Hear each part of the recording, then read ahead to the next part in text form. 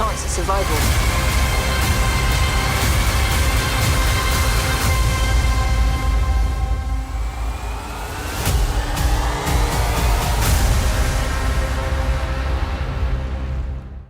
Hi. Hi, how are you? Hi, I'm doing well. How are you doing? I am doing great. Thank you so much. Are we ready to begin or? Thank you. I think, yeah, I think so. Thanks for having me. Oh, my pleasure. I watched the first two episodes. I'm a big, I have to say, I'm Generation X. So I grew up in the early 80s playing Dungeons and Dragons and Middle Earth. And when John Borman's Excalibur came out, yeah, I mean, my friends and I went ballistic. I think I know every word to that. And so just to see a new take on the King Arthur legend, but to have a female gaze, as I may say, perspective, I just think that is so unique. And the Lady of the Lake's never been explored before. Yeah, well, thank you so much. I think that what attracted me to this project was what you just said. I think I too was fascinated by the King Arthur legend. Like I watched Excalibur a bunch of times over and over again with my dad, and I was so excited to read the script and see that it was taking the Lady of the Lake and doing her coming of age story, and that she was the hero. I thought, this is the story I want to tell.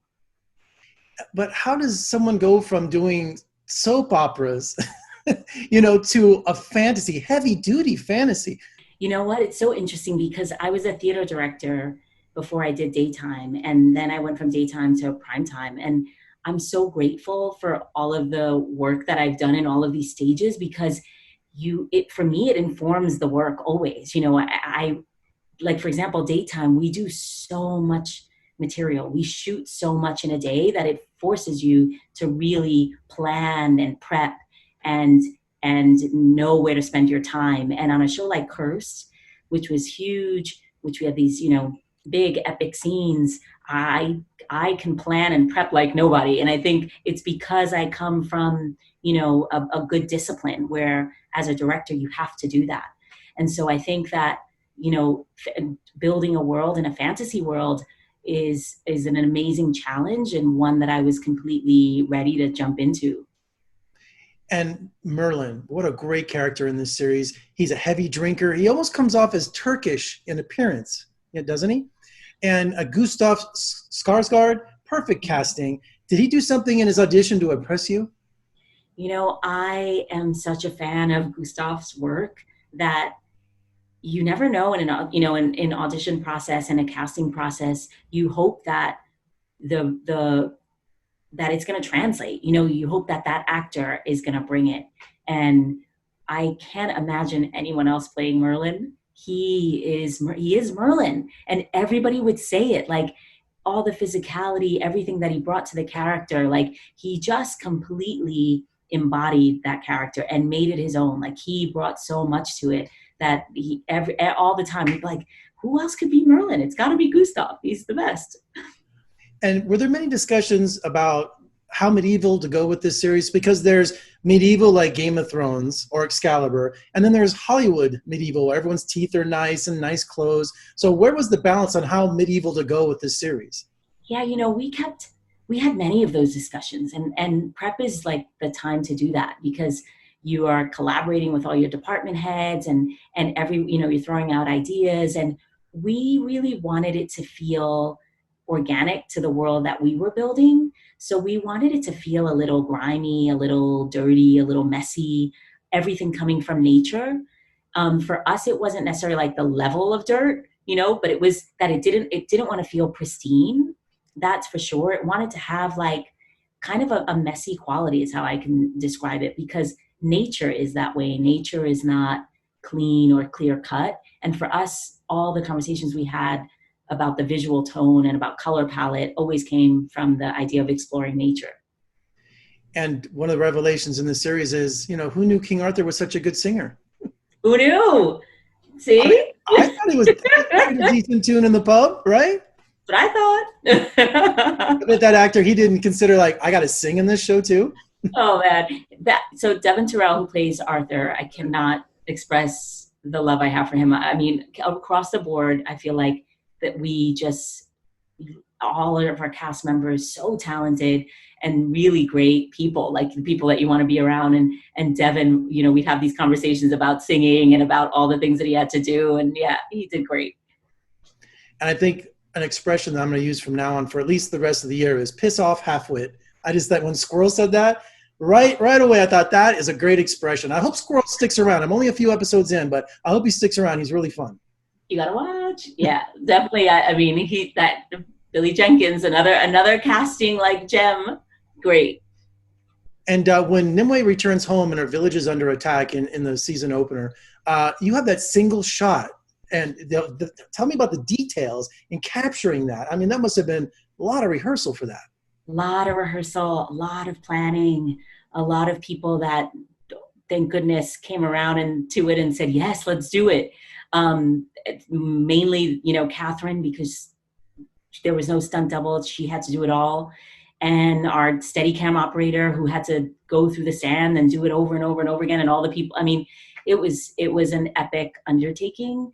And we really wanted to shoot it that way because it felt like you wanted to be with her and the story was with her, and to cut away would have, I thought, just felt weird. And so you wanted to stay with her. And Minwei, I see her as a medieval Carrie. She has these powers. She doesn't want to accept her destiny. She's has a destiny she has to fulfill. How did you find her? Because she carries the entire series. She was cast before I came on, and that can be terrifying. It's like you have to really think as a director, is this person, is she going to be the character that I feel, is the character? And I was floored.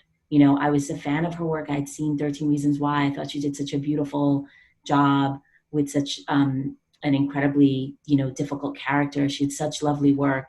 And I cannot express how wonderful Catherine Langford is. She's so hardworking, so talented, does everything, wants to do everything, never says no. And that's who you want when you have a lead who carries it all. And you're one of 3 directors for this series. And I've always wondered, how do you choose which episodes to direct? Do you guys put like a name in a hat or something? How does that work? That's funny. So there were 3 more after me. So I did the first 2. And so doing the pilot for me is what I wanted to do, because I wanted to set the tone for the entire series and wanted to help build the world. So if it's the first pilot, then and you're up for that, well, then that's the one you're gunning for. If it's another episode, sometimes it's as it based on, when you're available, but a lot of times you get the scripts and you can try and direct certain episodes in a season, or the finale, or an episode that really speaks to you. But yeah, so we had amazing directors that came on after me. And you have these animated transitions. Those are so cool. How'd those come about? Yeah, so that was, a lot of conversation about how to make sure that we were infusing the world with Frank.